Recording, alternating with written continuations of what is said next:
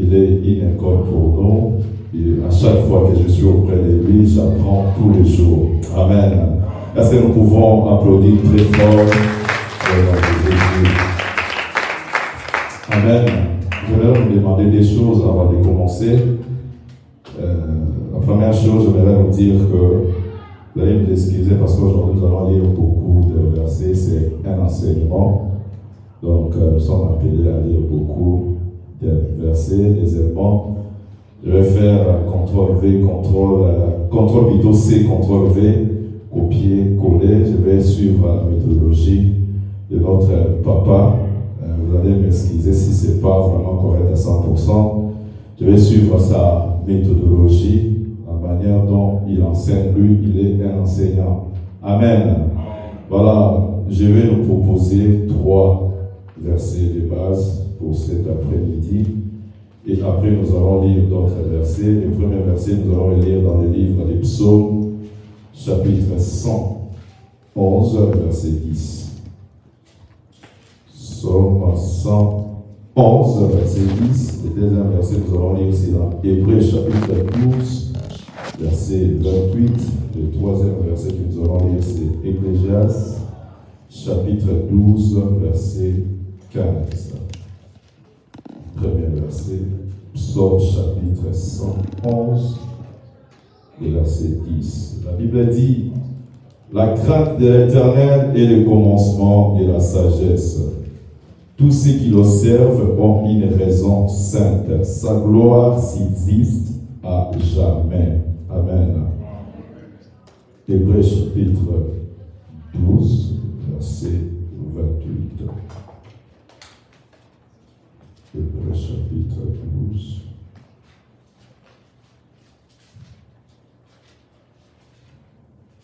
Verset 28.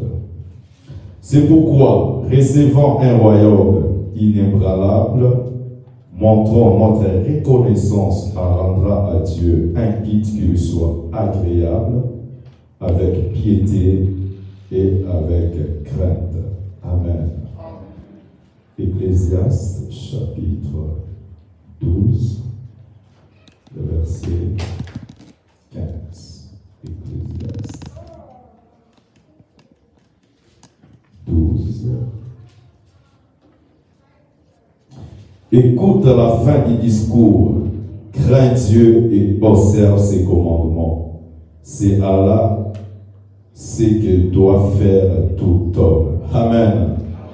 Alors, aujourd'hui, dans le monde où Dieu est souvent traité avec légèreté, il est nécessaire que nous puissions redécouvrir une autre dimension oubliée par plusieurs personnes de notre relation avec notre Dieu. C'est la crainte de Dieu. Amen. Alors, les termes que nous allons partager cet après-midi, c'est la crainte de Dieu. Mais nous devons faire attention, il ne s'agit pas d'une peur négative, mais un respect profond, mêlé d'amour, d'humilité et de révérence. Amen. Parce que lorsque au jour d'aujourd'hui nous parlons de la crainte, il y a vraiment une confusion. Lorsque on parle de la crainte de Dieu, il y a certaines personnes qui disent, et même les pasteurs ne craignent pas Dieu. Le pasteur a l'air, tous vont dire, les fidèles ne craignent pas Dieu. Lorsqu'on parle de la crainte de Dieu, directement, toi, tu penses que ça ne te concerne pas.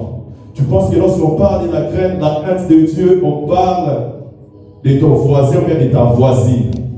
D'autres personnes disent, non, la crainte de Dieu, on doit les enseigner à l'écodime. J'ai déjà vu quelqu'un, un frère, s'est fâché parce qu'on lui a dit, crains Dieu. Craindre Dieu, ce n'est pas une insulte. Mais tout enfant de Dieu doit marcher dans la crainte de Dieu. C'est un souhait de tout un enfant de Dieu. Amen. Alors la crainte de Dieu, c'est pour tout le monde. Ce n'est pas seulement réservé aux pasteurs. Ce n'est pas seulement réservé aux enfants. Mais à nous tous, nous avons crié à notre Seigneur Jésus. Nous devons marcher dans la crainte de Dieu. Amen. Alors cet après-midi, je vais nous proposer ces plans. Je vais parler sur 10 points. Le premier point, j'aimerais que nous puissions comprendre c'est quoi la crainte de Dieu. Le deuxième point, nous allons parler sur la définition de la crainte de Dieu. Le troisième point, nous allons parler de pourquoi craindre Dieu. Le quatrième point, nous allons parler de comment se manifeste la vraie crainte de Dieu. Le cinquième point, nous allons parler sur les avantages ou les bénédictions liées à la crainte de Dieu. Septième point. Et sixième point, nous allons parler de comment développer la crainte de Dieu. Septième point, nous allons voir quelques exemples bibliques de gens qui ont marché ou bien qui craignaient Dieu. Et le huitième point, nous ne pouvons jamais parler de la crainte de Dieu sans parler de la sanctification. Nous ne pouvons pas parler de la crainte de Dieu, et ce qui sera le neuvième point. Nous ne pouvons jamais parler de la crainte de Dieu sans parler de l'obéissance. Et pour finir, nous allons parler de la crainte de Dieu et des témoignages des chrétiens. Est-ce que quelqu'un peut acclamer le nom de Jésus? Non, je disais, est-ce que quelqu'un peut acclamer Jésus? Alors, ce sont les points que nous allons développer durant ces temps ici.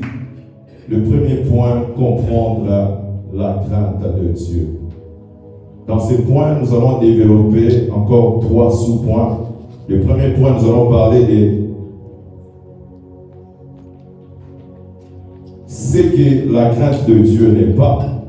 Alors, le deuxième point, nous allons parler de ce que la crainte de Dieu est. Le troisième point, nous allons parler de la différence entre la peur et la crainte. Amen. Alors, j'aimerais que nous puissions comprendre très bien c'est quoi la crainte de Dieu. Alors, le premier point, j'avais dit que nous allons parler de ce que la crainte de Dieu n'est pas. Alors, première chose que nous devons comprendre est que la crainte de Dieu n'est pas la peur d'un tyran. Amen. Un tyran, c'est un homme fort. C'est quelqu'un qui s'accapare du pouvoir. Il est un dictateur.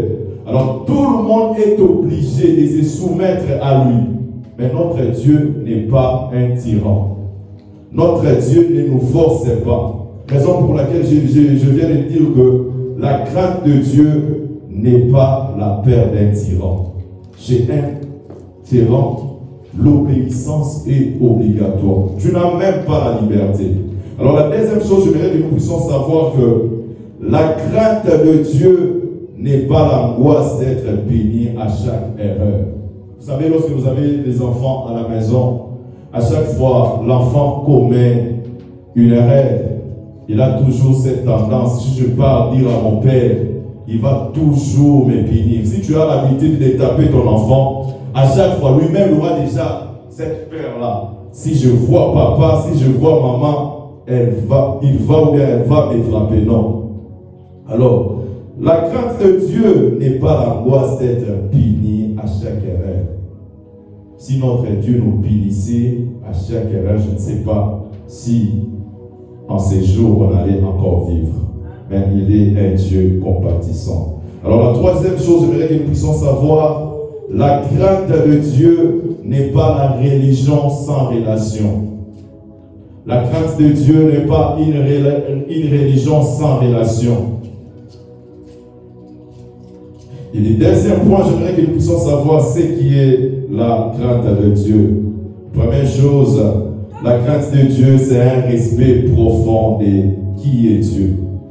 Alors, première chose que tu dois savoir lorsqu'on parle de la crainte de Dieu, c'est un respect profond de qui est Dieu.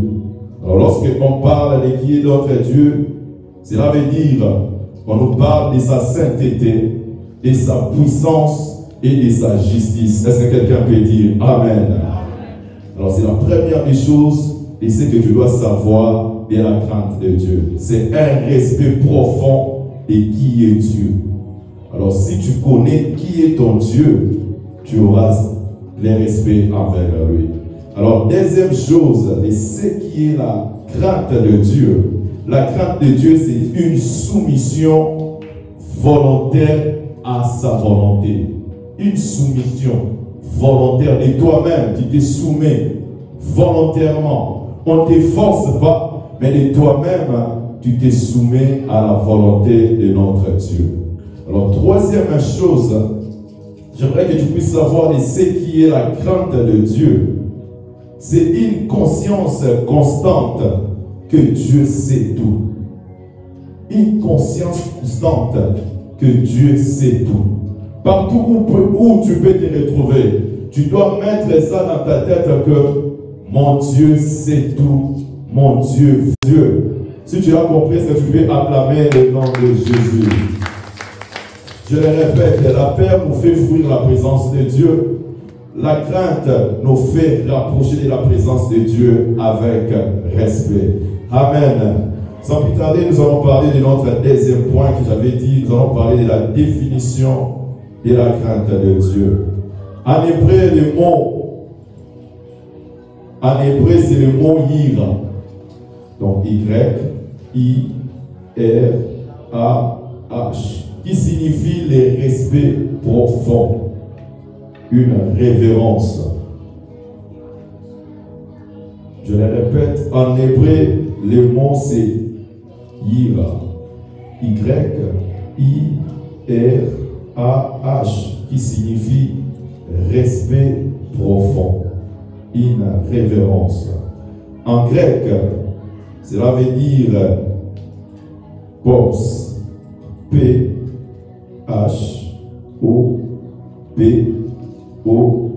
qui signifie encore crainte révérentielle ou respectueuse. En grec, pos, qui signifie crainte révérentielle ou respectueuse. Donc, ce que nous pouvons dire à ce qui concerne la crainte de Dieu, la crainte de Dieu n'est pas une peur qui nous éloigne, mais un profond respect qui nous attire vers Dieu. Ça, c'est la première définition que j'ai retenue de la crainte de Dieu.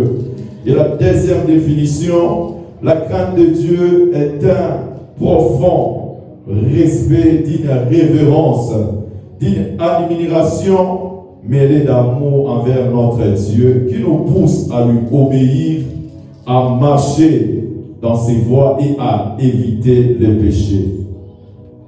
Un profond respect, une révérence, une admiration mêlée d'amour envers notre Dieu, qui nous pousse à lui obéir, à marcher dans ses voies et à éviter les péchés. Alors pour finir, troisième définition, je retiens ceci, que la crainte de Dieu, c'est aussi un désir de ne pas l'offenser par amour et révérence. Est-ce que quelqu'un peut acclamer le nom de Jésus? Le troisième point, pourquoi craindre Dieu? C'est une question que chacun de nous se pose. Pourquoi je dois craindre Dieu? Suis-je obligé de craindre Dieu? C'est une obligation de craindre Dieu.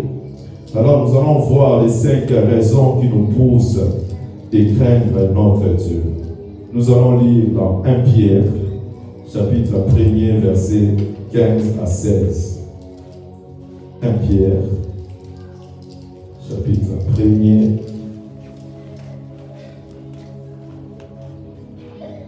verset 15. Mais, puisque celui qui vous a appelé est saint, vous aussi soyez saints dans toute votre conduite, selon qu'il est écrit, vous serez saints, car je suis saint. Amen. Alors la première raison que nous devons craindre notre Dieu, parce qu'il est saint. La sainteté, c'est sa nature. Amen. Notre Dieu est saint. Nous aussi, nous devons être comme lui.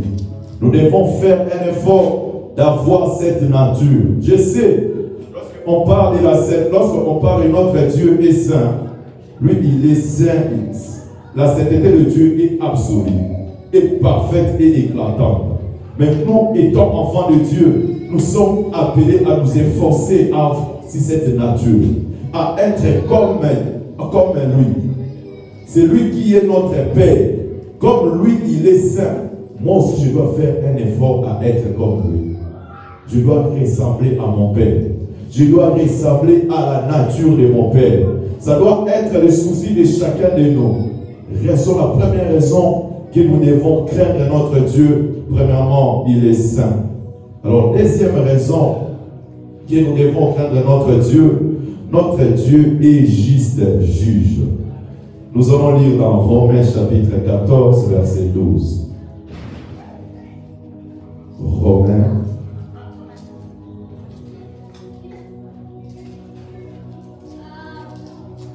Romains 14,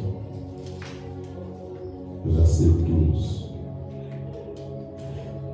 Ainsi, chacun de nous rendra compte à Dieu pour lui-même. Je vais commenter après, directement nous allons lire Hébreux chapitre 10, verset 31.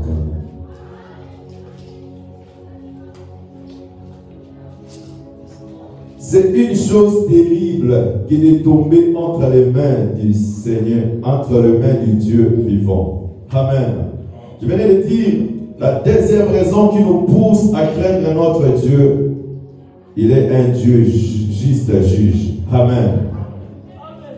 Tu dois savoir que tout ce que tu es en train de faire, un jour tu vas te rendre compte. Tout ce que tu es en train de faire, notre Dieu est juste et juge. Chez Dieu, il n'y a pas de favoritisme. Chez Dieu, il n'y a pas de pire bêtises à la rater. Chez notre Dieu, il est juste et juge. Alors, nous devons savoir que à la fin du temps, nous tous allons parler dans les jugements. Si toi, tu ne marches pas d'après les jugements de Dieu, tu seras condamné.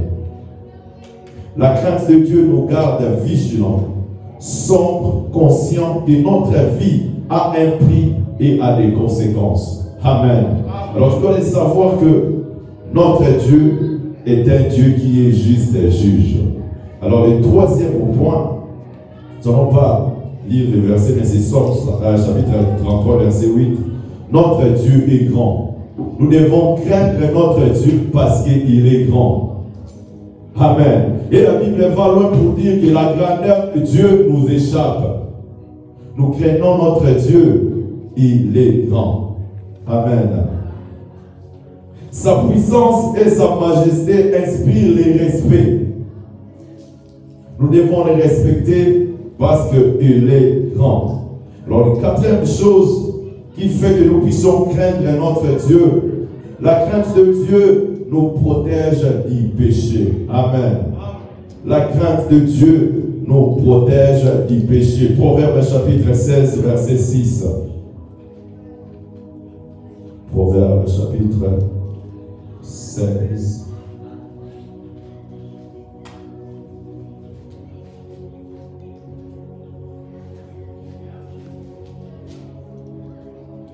Proverbe chapitre 16, le verset 6. Par la bonté et la fidélité, on espie l'iniquité. Et par la crainte de l'Éternel, on se détourne du mal. Amen. On se détourne du mal. La crainte de Dieu nous protège du péché. La personne qui craint l'Éternel, c'est la personne qui se détourne. Ce n'est pas la personne qui pratique le péché, mais c'est la personne qui se met à l'écart. C'est la personne qui tourne le dos au péché. Alors le cinquième point qui nous pousse à craindre notre Dieu, nous devons craindre Dieu parce qu'il nous aime. Est-ce que nous pouvons applaudir le nom de Jésus? Nous devons craindre Dieu. Dieu nous aime. Son amour nous pousse à le respecter comme un père. Il n'y a personne dans ce monde qui peut t'aimer comme un Dieu. Nous venons plutôt de lire dans Genèse, lorsque Adam et Ève ont péché, lorsqu'ils se sont vus qu'ils étaient nus, ils se sont fait des feuilles pour se couvrir. Mais comme notre Dieu est un Dieu d'amour, Dieu avait tué une bête pour prendre sa peau et couvrir la nudité de Adam et Ève. Donc notre Dieu manifeste son amour. Ce n'est pas nous qui l'avons aimé, mais c'est Dieu qui nous a aimés les premiers. Malgré tes péchés, malgré tes erreurs, mais Dieu continue toujours à t'aimer. Il continue toujours à nous montrer son amour. Il est un Père pour nous. Raison pour laquelle nous, de notre côté, nous devons les craindre. Amen. Alors nous allons parler sur le quatrième point, comment se manifeste la vraie crainte de Dieu. La vraie crainte de Dieu, ça se manifeste pas seulement dans Maloba. Nabanga Banzambe, et comment le rôle slogan moko. Tinga Nabanga Banzambe, Nabanga Banzambe, Obanga Banzambe était pour nos théâtres, Obanga Banzambe était pour nos yembaka, Obanga Banzambe était pour nos yara l'église. Maintenant c'est quoi? Comment plutôt se manifeste la vraie crainte de Dieu? Comment est-ce que nous pouvons découvrir? Non, ces frères craignent Dieu, cette sœur craint Dieu. C'est par ces trois éléments que nous allons connaître. Non, telle personne craint Dieu. Telle personne craint Dieu. Alors je vais dire qu'il y a trois éléments. Nous sommes dans le livre de Genèse, chapitre 22, le premier verset jusqu'au verset 12. Faute de temps, nous n'allons pas le dire. Alors la première chose que nous allons connaître, comment se manifeste la vraie crainte de Dieu, c'est par l'obéissance. Amen. C'est l'obéissance. La personne qui est obéissante. La personne qui obéit à notre Dieu. Qui obéit dans ce que Dieu lui dit. C'est cette personne-là qu'on peut dire qu'il craint Dieu. La crainte de Dieu est liée à l'obéissance.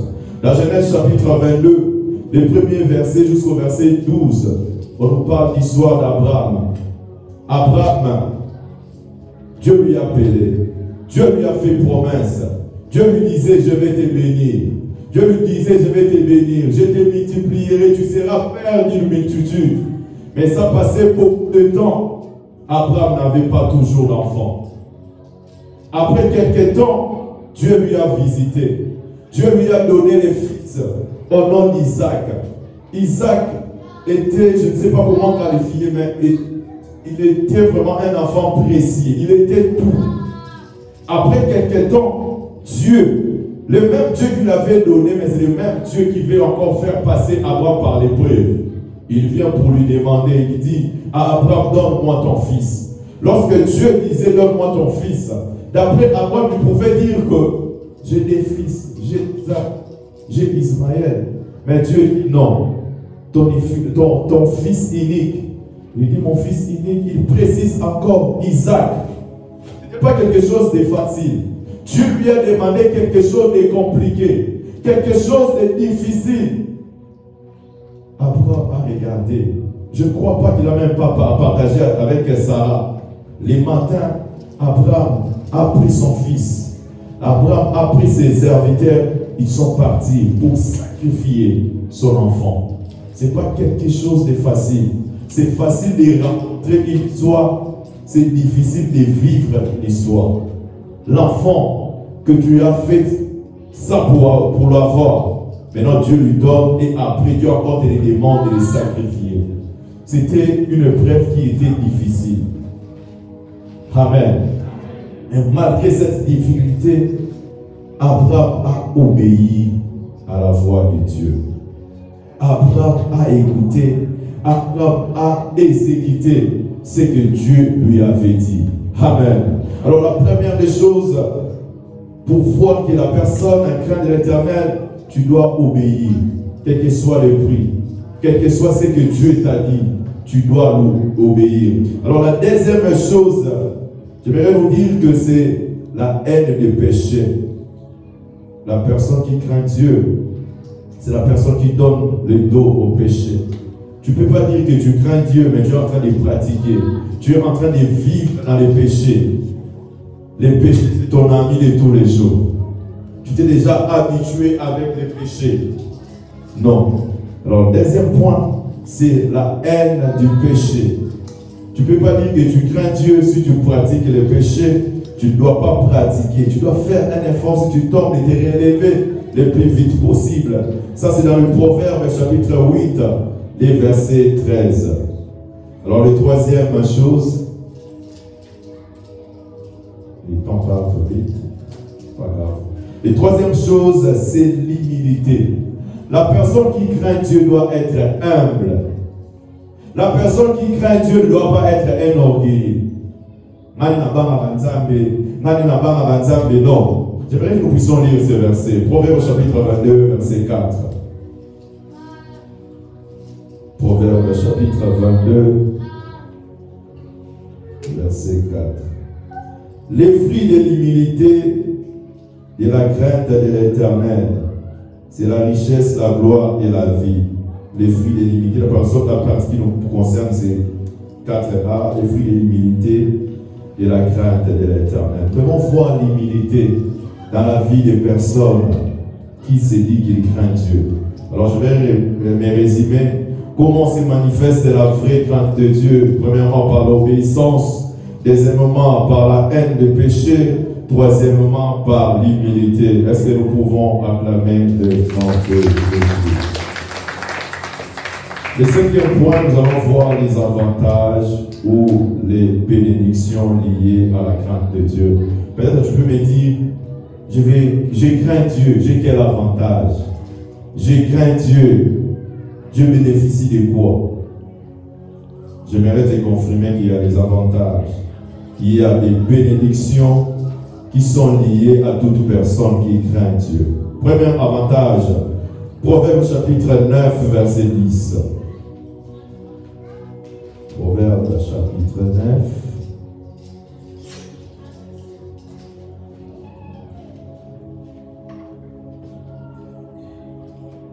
Verset 10. Le commencement de la sagesse, c'est la crainte de l'Éternel. Première chose, si tu crains Dieu, Dieu va te donner la sagesse. Amen. C'est l'avantage ou le bénéfice de la crainte de Dieu. Dieu va te doter, tu seras sage. Tu ne vas pas prendre une décision par précipitation. Tu vas très bien réfléchir. Tu vas poser des actes avec beaucoup d'attention. Tu dois te dire, non, ça je dois faire, ça je ne dois pas le faire. Cette sagesse-là, lorsque toi tu crains Dieu, Dieu va te les donner automatiquement. La sagesse réside auprès des gens qui craignent Dieu. Alors, deuxième avantage ou bénédiction liée à la crainte de Dieu, nous sommes dans le livre des Psaumes, chapitre 118, le verset 1er jusqu'au verset 4. Psaume chapitre 128. Parce qu'il y a certaines personnes qui se disent, non, pas en temps, mais non, soit ni. Non, pas en temps, mais non, puisque tu vas en temps, mais non, on va arrêter différence exacte. Non, il y a toujours une différence.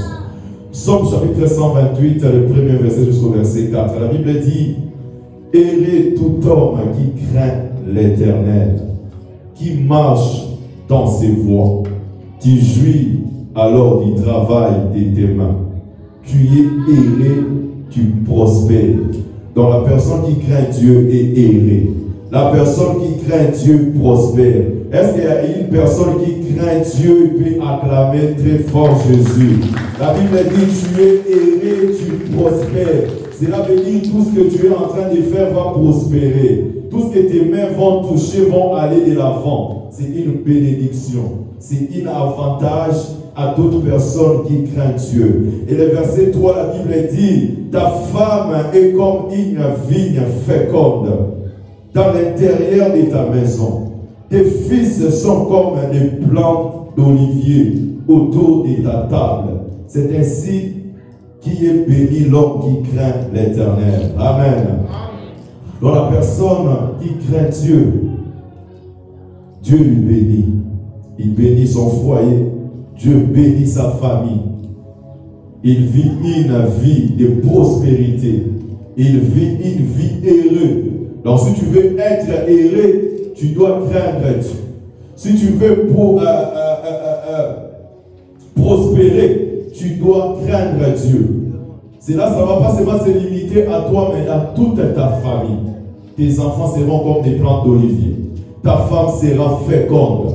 Alors nous sommes obligés de craindre Dieu. Alors troisième chose, j'aimerais nous proposer, c'est dans le livre des Proverbes chapitre 10, verset 27. Proverbes chapitre 10. Proverbes chapitre 10. Verset 27. La Bible dit, la crainte de l'Éternel augmente les jours. Amen. Si tu veux vivre longtemps, tu dois craindre Dieu. Tu as besoin que tu puisses faire, je ne sais pas, 100 ans, 90 ans, 120 ans. Crains Dieu. Ce n'est pas seulement les sports, ce n'est pas seulement les régimes, mais si tu veux vivre longtemps ici, tu dois marcher dans la crainte de Dieu. La personne qui craint Dieu, Dieu prolonge sa vie.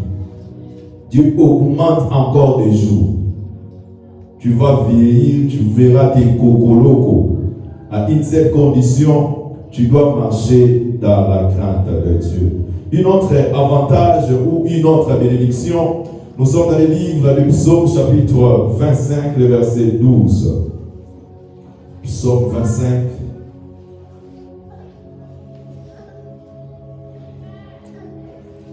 Psaume 25. Le verset 12, la Bible dit, quel est l'homme qui craint l'Éternel? L'Éternel lui montre la voie qu'il doit choisir. Amen. La personne qui craint Dieu, Dieu lui donne la direction et la clarté. Tu ne dois pas marcher comme Tobanina, qui n'a dit marcha, non. Donc Dieu va t'orienter. Dieu va te donner une orientation. Et ça sera clair. Dieu oriente. Dieu nous donne la direction à suivre. Peut-être que tu te poses plusieurs questions. Mais si tu crains Dieu, Dieu va te montrer la direction. Dieu va te parler clairement. Il doit te montrer tout ce que tu dois faire. Alors la cinquième chose, nous sommes toujours dans les mêmes versets. Psaume chapitre 25, verset 14. La Bible dit ceci. L'amitié de l'Éternel est pour ceux qui les craignent. Et son alliance leur donne l'instruction. Amen. La cinquième avantage. La crainte de Dieu ouvre l'accès à l'amitié et à l'intimité divine. Amen. Si tu veux être ou devenir ami de Dieu, tu dois les craindre. Abraham était ami de Dieu. Dieu avait un projet pour détruire Sodome. Comme Abraham était son ami, Dieu lui a révélé. Dieu lui a révélé ses secrets. Tu as besoin aussi de connaître les secrets de Dieu. Tu dois marcher dans la crainte de Dieu. Tu as besoin de devenir ami de Dieu, comme Moïse, comme Abraham. Tu dois craindre Dieu. Amen. Est-ce que tu peux acclamer le corps de Jésus? Un autre avantage. Psaume chapitre 34, le verset 8. Psaume 34, le verset 8. L'ange de l'Éternel campe autour de ceux qui les craignent et il les arrache du danger. Amen. L'ange de l'Éternel campe autour de ceux qui craignent Dieu. Il les arrache du danger. Amen. Si tu crains Dieu, Dieu va te protéger. Dieu va envoyer tes anges. Ils vont te couvrir. Dieu va t'arracher. Il y avait un accident. Lorsque toi tu pars, à ce moment que l'accident a eu lieu. Amen. C'est pas, je ne suis pas contre le culte des combats, je l'ai fait. Il a dit que non. Mais si aussi tu crains Dieu, il y a certains combats où il y a certains dangers où Dieu t'a déjà enlevé. Pourquoi tu es en train de craindre Dieu? La crainte de Dieu. Dieu va t'arracher de ces dangers. Dieu va te protéger. Il y aura, tu vas vivre les surnaturels. Dieu va protéger et Dieu va te faire épargner contre toutes ces choses. Septième point, la crainte de Dieu, toujours dans les avantages ou les bénédictions liées à la crainte de Dieu. Isaïe chapitre 33, verset 6. Isaïe chapitre 33.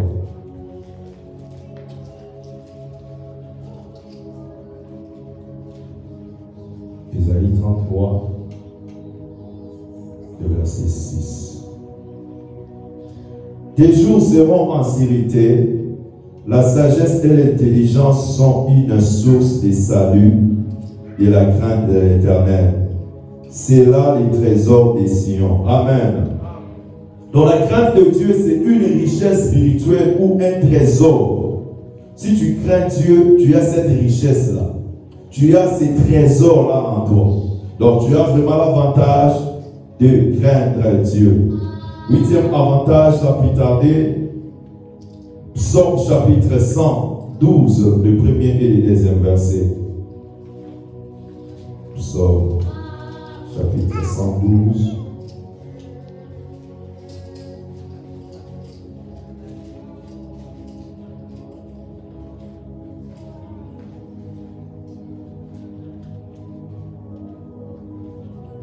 La Bible dit ceci: heureux l'homme qui craint l'Éternel, qui trouve un grand plaisir à ses commandements.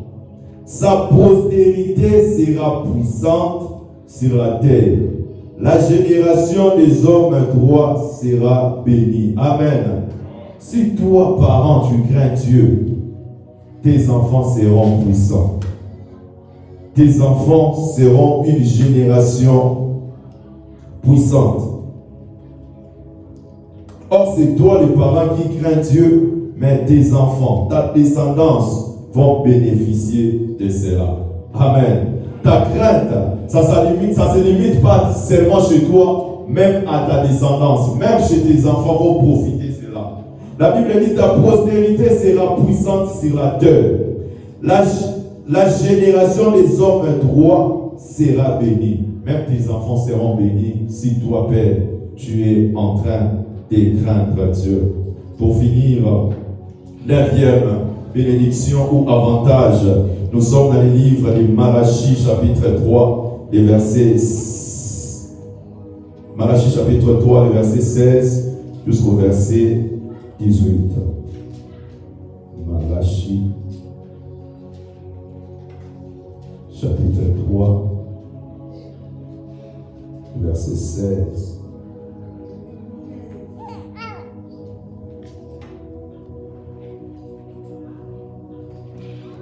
Alors, ceux qui craignent l'Éternel se parlent l'un à l'autre. L'Éternel fit attentif et il écouta, et un livre de souvenirs fit écrit devant lui. Pour ceux qui craignent l'Éternel et ceux qui honorent son nom. Ils seront à moi, dit l'Éternel des armées. Ils m'appartiendront au jour que je le préparais. J'aurai compassion d'eux, comme comme un père a compassion de ses fils qui les sait. Et vous verrez de nouveau la différence entre les justes et les méchants, entre celui qui sert Dieu et celui qui ne le sert pas. Il y a toujours une différence entre ceux qui craignent Dieu et ceux qui ne craignent pas Dieu. J'aimerais te dire, toi qui voulais déjà, tu te poses des questions. Moi, je crains Dieu, je crois. Peut-être que tu as déjà commencé à envier ceux qui ne craignent pas Dieu. Non, j'aimerais te dire, il y a une différence. Dieu établit une différence entre ceux qui les craignent et ceux qui ne les craignent pas. Tu ne dois pas envier ceux qui ne craignent pas Dieu. Notre Dieu est juste. Même si aujourd'hui tu n'as rien fait, même si tu te vois aujourd'hui que vous êtes égal, vous êtes égaux avec ceux qui ne craignent pas Dieu, mais Dieu va établir cette différence. Et la différence, ce sera dans tous les niveaux. Tu verras, non, telle personne craint Dieu. Telle personne, Dieu a établi une différence. Je ne saurais pas continuer, mon temps est déjà fini. J'aimerais que là où tu es, que tu puisses fermer tes yeux. Tu vas prier, nous allons continuer très prochainement. Nous allons parler sur les 5 points.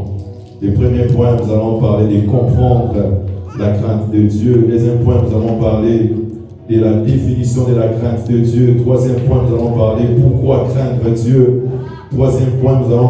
Quatrième point plutôt, nous allons parler de comment se manifeste la vraie crainte de Dieu. Et cinquième point, nous allons parler sur les avantages ou les bénédictions liées à la crainte de Dieu. Alors, je ne sais pas comment est-ce que tu vas écouter la parole de Dieu. Prie par rapport à cela. Nous prions au nom de Jésus. Alléluia. Seigneur, fais-moi grâce. Fais-moi grâce à marcher dans la crainte. Fais-moi grâce, Jésus.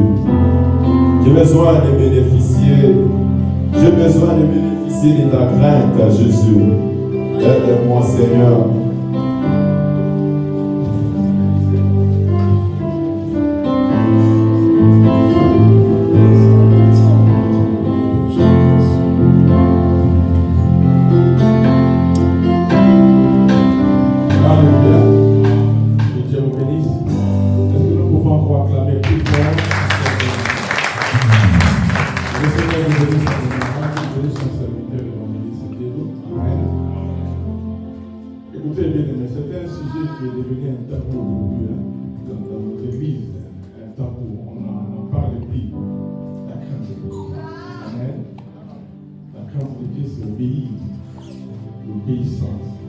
L'obéissance même jusqu'à la mort comme Christ, comme Abraham avec son fils.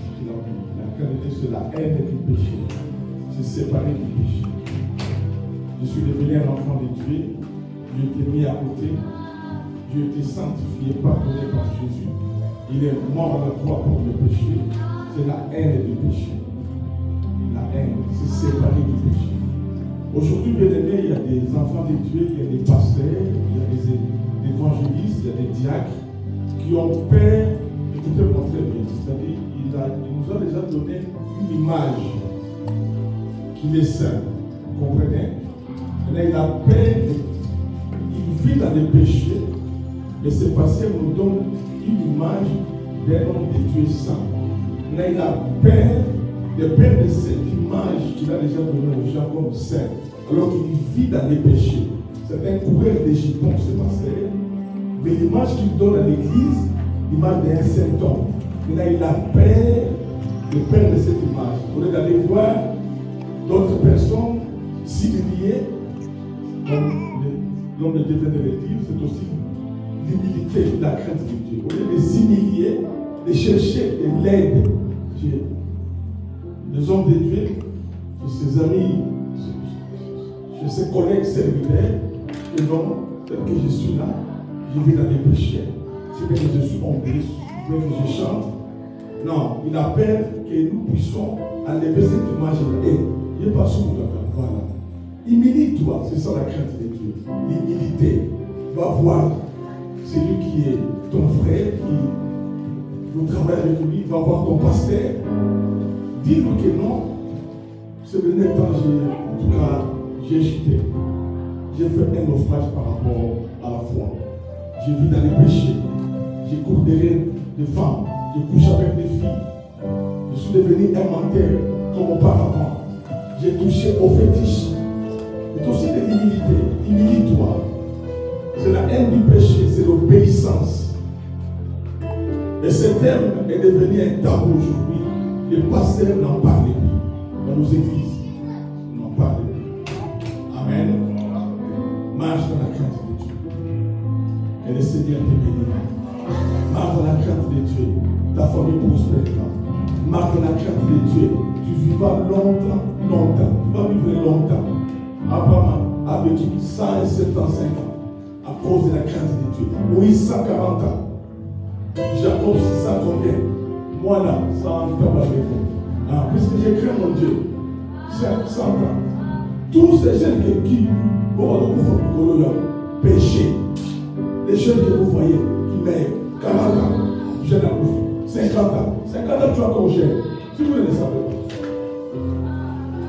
Tous ces jeunes qui meurent aujourd'hui, c'est à cause du péché. À côté là-haut, allez là-haut, allez là-haut, allez là-haut, ma soeur, allez sur le cœur, tout ça. Ne voulez pas tout faire, comme des poussées. Marche dans la crainte de Dieu, tu vivras longtemps. Marche dans la crainte de Dieu, tu prospéreras. Marche dans la crainte de Dieu, il te bénira. Marche dans la crainte de Dieu, tu seras son ami. Que Dieu te bénisse. Alléluia.